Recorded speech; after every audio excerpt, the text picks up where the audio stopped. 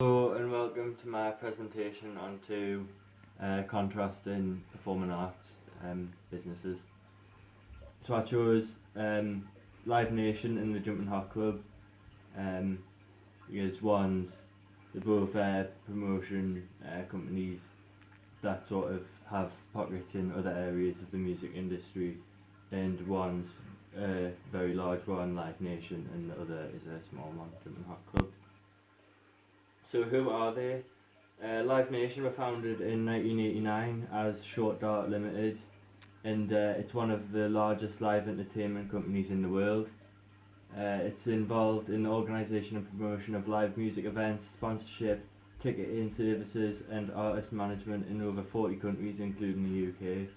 It recently merged with Ticketmaster, so it's like an umbrella company for a lot of different things.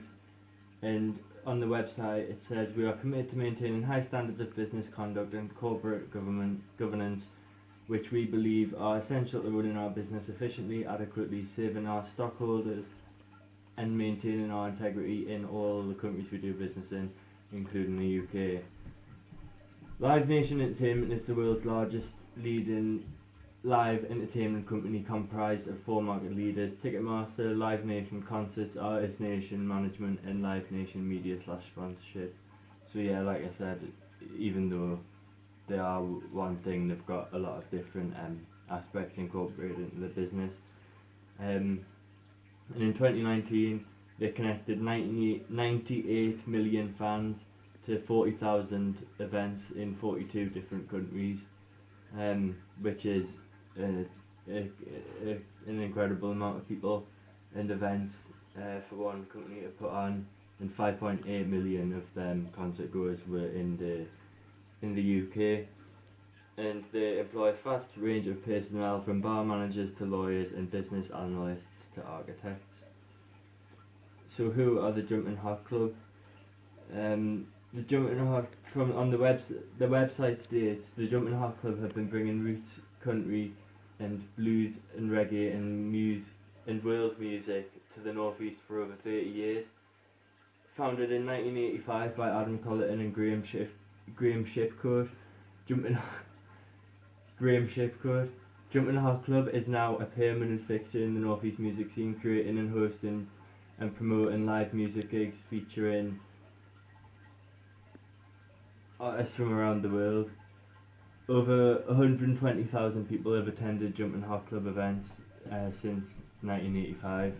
So 120,000 people sounds like a lot of people, but when you compare it to the 98 million that attended Live Nation concerts in 1 year, it goes to show the differences in the scale of the different businesses. So on Companies House, I found that Live Nation have 5 current directors, and they're listed there, and 1 secretary, and they're all based on St John Street in London. They include solicitors, promoters, accountants and chief financial officers, though the company employs thousands worldwide on top of this. The Jumping Hot Club has 3 full-time members of staff, 2 co-founders who handle the programming and the marketing and funding, and a managing director as well as this. The rest of the staff are made up of volunteers and trustees, and I think they actually went under a business personnel re-strategy recently, which included an engagement officer as well. So some statistical data. As at the 31st of December in 2019, Live Nation's turnover was 276 million, and in comparison the Jumping Hot Club's annual turnover was 138,000, and so that shows the difference in the scale of the 2 different operations. Live Nation put on 2,900 shows over the course of 2019. So on Live Nation's, what was it from? from their business proposal, they highlighted some principal risks and uncertainties. It says our business is sensitive to changing public tastes and dependent on the availability of popular artists. Business depends on the relationship between key promoters, executives, agents and managers, and the live music industry is highly competitive. And these are all big risks for both Live Nation and the Jumping Harp Club, even though, say, the scale of the risk for Live Nation is larger, but the locality and funding often comes into play more with the Jumping Harp Club. So on the Jumping Harp Club's business proposal, they set out some aims, objectives and measures, and one of the headers for this was the artistic program and music performances. So the aim was to deliver programs of high quality, diverse roots music performances for different audiences. So the goals are deliver programs of high quality performances, deliver a mix of different roots music and genres, reach new audiences by presenting performances in a range of different venues and locations across the northeast. So you can see here that the company's focus is on the quality of the performances, and it's giving a lot of different people access to these different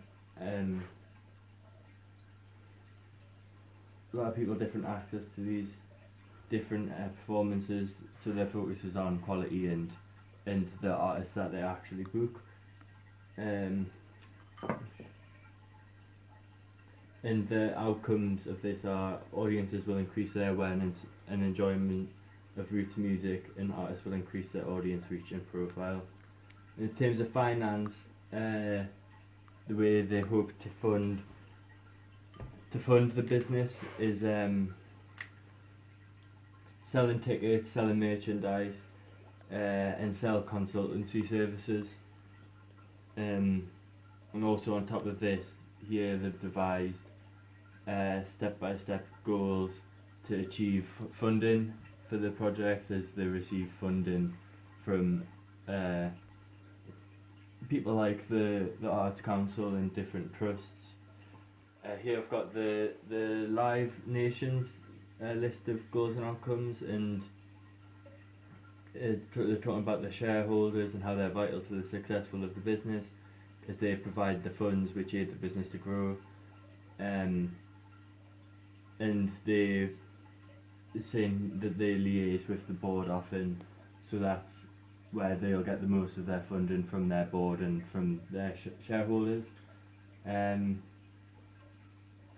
With respect to the suppliers, artists and fans, they operate a number of live music events in different venues across the UK, and so their relationship with their suppliers and fans is important to maintaining this business.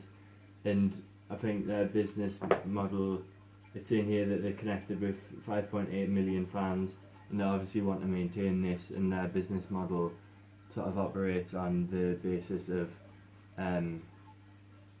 like keeping good contacts with the biggest artists and the biggest booking agents, so that they can keep this vast amount of people coming to see their events every year. They've written about the community and environment as well, and saying that they donate to charities, and they always have collect for charity donations at their festivals. And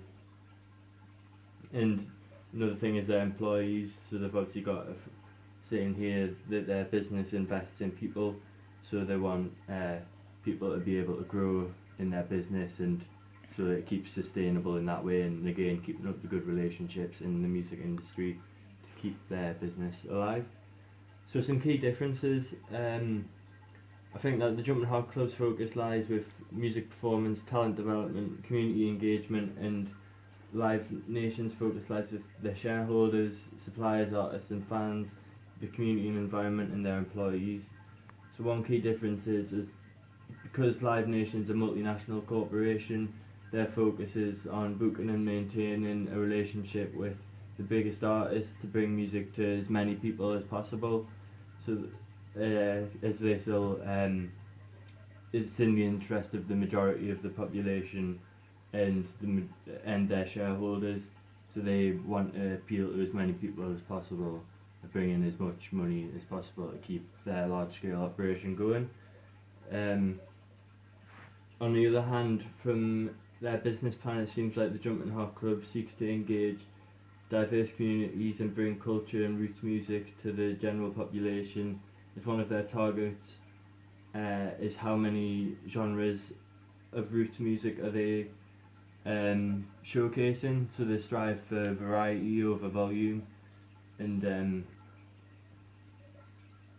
yeah, the less